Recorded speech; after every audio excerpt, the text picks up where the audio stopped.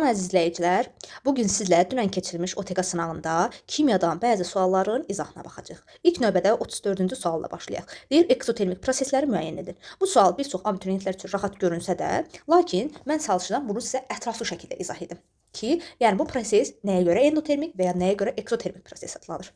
Biz bilirik ki, 3 aqreqat hal mövcuddur. Əslində 4-dür, biz 3-ünü keçirik. Bərkdən maye, mayədən isə qaza. İlk növbədə gəlin bərkdən maye keçid prosesinə baxaq ki, burada proses endotermikdir yoxsa eksotermik. Gəlin bu prosesə buz və su üzərində baxaq. Belə ki, bilirik ki, buz bərk aqreqat halındadır, su isə maye. Buz aqreqat halına, maye aqreqat halına keçdikdə hansı proses baş verir? Tutaq ki, biz buzu günəşli bir havada çölə qoymuşuq. Fikir versəniz ki, baxarsınız ki, müəyyən bir müddətdən sonra buz başlayır əriməyə. Səbəb nədir? Çünki buz ətrafdan istiliyi alır və istiliyi qəbul etdikdən sonra maye aqreqat halına çevirir. Yəni, əslində aldığı istilik verdiyi istilikdən və ya enerjidən daha çox olur. Və biz buna görə də buna endotermik proses deyirik.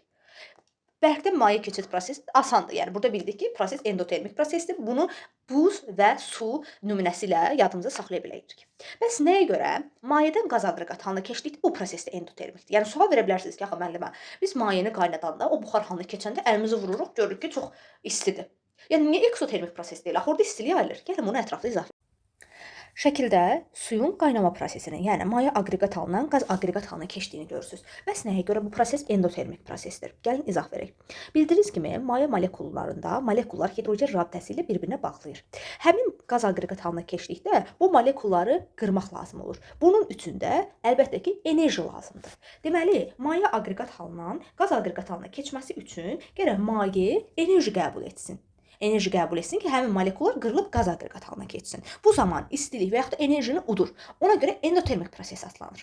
Bəs sizi çaşdıran məqam nədir? Belə ki, fikirləşirsiniz ki, axı burada istilik ayrılır. Nəyə görə eksotermik olmur? Baxın, həmin istiliyin ayrılması sobanın öz istiliyinin ayrılmasıdır. Yəni siz qazı yandırırsınız, o qaz istiliyi ayırır. Yəni əslində istiliyi ayıran maye deyil. Mayədən qaz aqreqat halına keçid zamanı istilik udulur, enerji udulur.